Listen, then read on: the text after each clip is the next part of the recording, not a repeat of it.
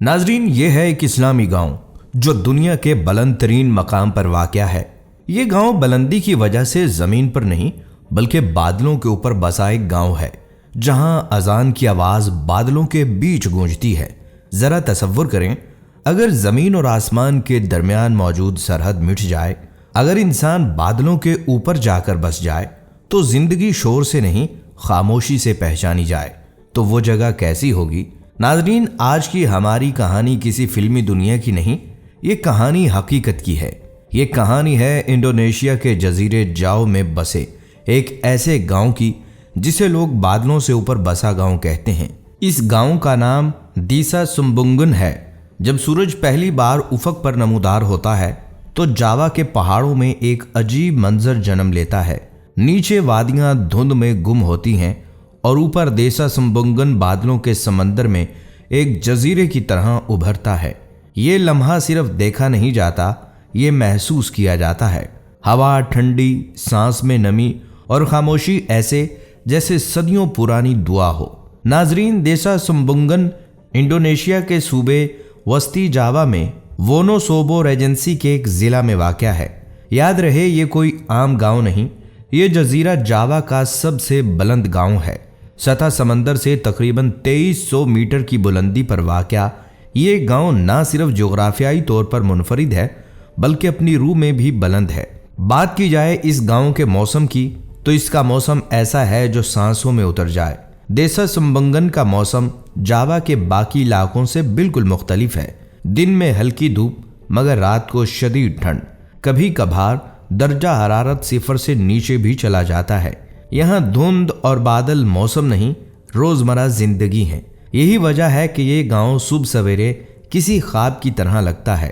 ناظرین، بات کی جائے دیسا سمبنگن کی آبادی کی تو اس گاؤں میں تقریباً 1200 سے 1300 افراد موجود ہیں۔ یہ لوگ سادہ ہیں مگر مضبوط ہیں۔ یہ لوگ کم بولتے ہیں مگر گہرا محسوس کرتے ہیں۔ ان کی زندگی کھیتی باڑی سے جڑی ہے۔ آلو، بند گوبھی، پیاز اور پہاڑی سبزیاں یہاں کی زمین کی پہچان ہیں، اور ایک خاص پھل کاریکا جو پہاڑی پپیتا کہلاتا ہے یہاں کی معیشت اور شناخت کا حصہ ہے۔ ناظرین، آج کا دیسا سمبنگن جو انتہائی خوبصورت لگتا ہے، یہ گاؤں ہمیشہ ایسا نہیں تھا۔ کبھی یہ گاؤں انتہائی غریب تھا، راستے مشکل، زندگی سخت اور وسائل محدود تھے۔ لوگ لکڑیاں کاٹتے، جنگل سے رزق ڈھونڈتے اور دور دراز علاقوں میں مزدوری کرتے تھے۔ لیکن پھر وقت نے کروٹ بدلی۔ تاریخی روایات کے مطابق دیسا سمبنگن باقاعدہ طور پر 1948 میں ایک گاؤں کی شکل اختیار کرتا ہے۔ چند خاندان جنہوں نے مل کر بلندی پر ایک نئی زندگی شروع کی۔ ان کا اصول ایک تھا، اکیلا نہیں سب ساتھ، اور یہی اجتماعی سوچ آج بھی اس گاؤں کی بنیاد ہے۔ ناظرین، بات کی جائے اس گاؤں میں اسلام کی آمد کی تو روایات یہ بتاتی ہیں کہ جزیرہ جاوا میں اسلام کی آمد 14ویں صدی میں ہوئی۔ صوفی بزرگوں، تاجروں اور مبلغین کے ذریعے یہ دین آہستہ آہستہ دلوں میں اترا، جو دور دراز سے سفر کر کے اس گاؤں تک پہنچے تھے۔ دیسا سمبنگن اسی روحانی سفر کا حصہ ہے، اور آج اس گاؤں کی اکثریت مسلمان ہے۔ نماز، روزہ، سادہ عبادت اور اخلاق ان کی زندگی کا حصہ ہیں۔ یہاں اسلام شور نہیں بلکہ سکون ہے۔ ناظرین، دیسا سمبنگن میں مذہب اور ثقافت ایک دوسرے سے جدا نہیں۔ مسجد کی اذان ہوا میں گھل جاتی ہے اور پہاڑوں سے ٹکرا کر دل تک پہنچتی ہے۔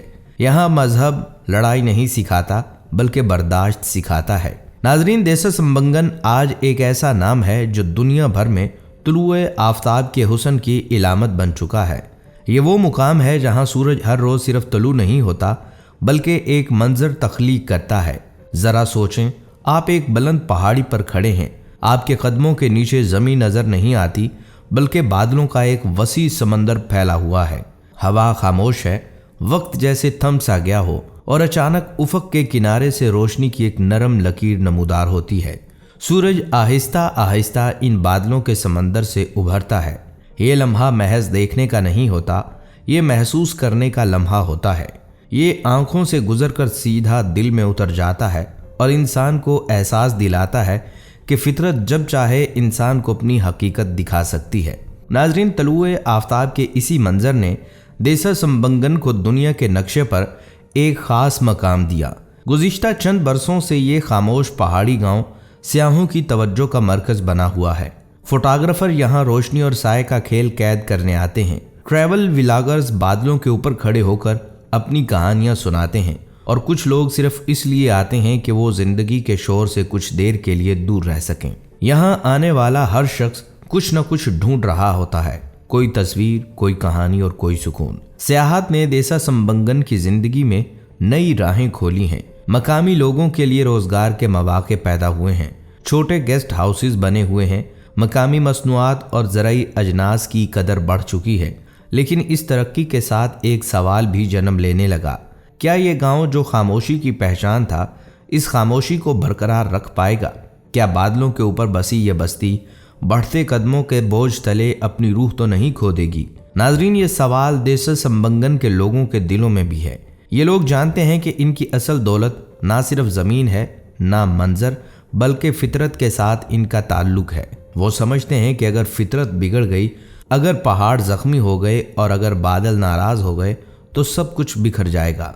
इसलिए यहाँ के लोग तरक्की चाहते हैं, मगर अंधी तरक्की नहीं। वो सहूलत चाहते हैं, मगर तवाज़ुन के साथ। इनके नज़दीक तरक्की का मतलब कंक्रीट की इमारतें नहीं, बल्कि एक ऐसी ज़िंदगी है जो ज़मीन को नुकसान पहुँचाए बगैर आगे बढ़े। देसा संबंगन में तरक्की तबाही नहीं, बल्कि हम आहंगी का नाम है, और शायद यही बात इस गांव को बाकी दुनिया से मुख्तलिफ बनाती है। नाजरीन, देसा संबंगन सिर्फ एक गांव नहीं, ये एक एहसास है। ये हमें याद दिलाता है कि बुलंदी सिर्फ पहाड़ों की ऊंचाई में नहीं होती, बल्कि इंसान की तर्ज ज़िंदगी में होती है। ये सिखाता है कि खामोशी कमज़ोरी नहीं, बल्कि गहरी ताकत है, और ये बावर कराता है कि अगर इंसान फितरत के साथ चलना सीख ले तो जन्नत किसी और दुनिया में नहीं, इसी ज़मीन पर मुमकिन है। नाजरीन, ये थी मंजर खुशी देसा संबंगन के जावा गांव की। वो गांव जो बादलों से ऊपर बसता है मगर इंसानियत के बहुत करीब है। नाजरीन, इस गांव की मंजर कशी आपको कैसी लगी, कमेंट सेक्शन में लाजमी बताइएगा। नाजरीन, देसा संबंगन की एक और ख़ास बात जिसका जिक्र बहुत ही कम किया जाता है, यहाँ के लोगों का मौसम के साथ जज्बाती ताल्लुक है। याद रखें, इस गाँव में मौसम दर्जा हरारत या बारिश का नाम नहीं, बल्कि ज़िंदगी के फैसलों का पैमाना है। यहाँ के बुजुर्ग बादलों की समत, हवा की नमी और रात की सर्दी देखकर अंदाज़ा लगा लेते हैं कि फसल कब काटनी है, कब बीज बोना है और कब ज़मीन को आराम देना है। जदीद मौसमी ऐप्स से पहले ये लोग फितरत को पढ़ना जानते थे और आज भी इस इल्म को सीने से लगाए हुए हैं। देसा संबंगन इंडोनेशिया के उन चंद देहातों में शामिल है जहाँ कुदरती चश्मों का पानी बराह रास्त इस्तेमाल किया जाता है। पहाड़ों के अंदर से निकलने वाला ये पानी ना सिर्फ साफ होता है, बल्कि मादनियात से भरपूर भी है। मकामी लोग इसे नेमत समझते हैं और इसीलिए पानी के ज़िया को गुनाह के मुतरादिफ ख्याल किया जाता है। यहाँ पानी ज़ख़ीरा करने और तकसीम करने का निज़ाम इज्तिमाई बुनियादों पर कायम है, जिसमें हर घर की जिम्मेदारी तयशुदा है। नाजरीन, इस गाँव की एक और हकीकत यह है कि देसा संबंगन में रात के वक्त मसनूई रोशनी महदूद रखी जाती है। इसका मकसद सिर्फ बिजली बचाना नहीं, बल्कि आसमान को आलूदगी से महफूज रखना है। इसी वजह से यहाँ रात के वक्त आसमान हैरत अंगेज तौर पर साफ नजर आता है और सितारे यूं दिखाई देते हैं जैसे कोई खामोश कहकशां ज़मीन के करीब आ गई हो। बाज़ माहिरीन फल्कियात भी इस इलाके को कुदरती मशाहिदे के तौर पर मौजू करार देते हैं।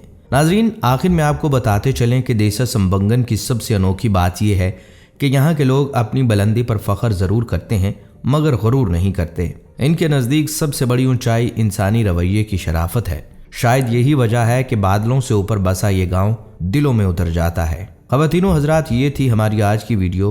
उम्मीद करते हैं कि आपको पसंद आई होगी। अगर आपको वीडियो पसंद आई है तो इसको लाइक ज़रूर करें। आखिर में आप सबसे गुजारिश है कि हमारे चैनल इनोवेशन को ज़रूर सब्सक्राइब कर लें और सब्सक्राइब के साथ लगी घंटी के बटन को ज़रूर क्लिक कर लें। अगली आने वाली वीडियो तक के लिए इजाज़त दीजिए।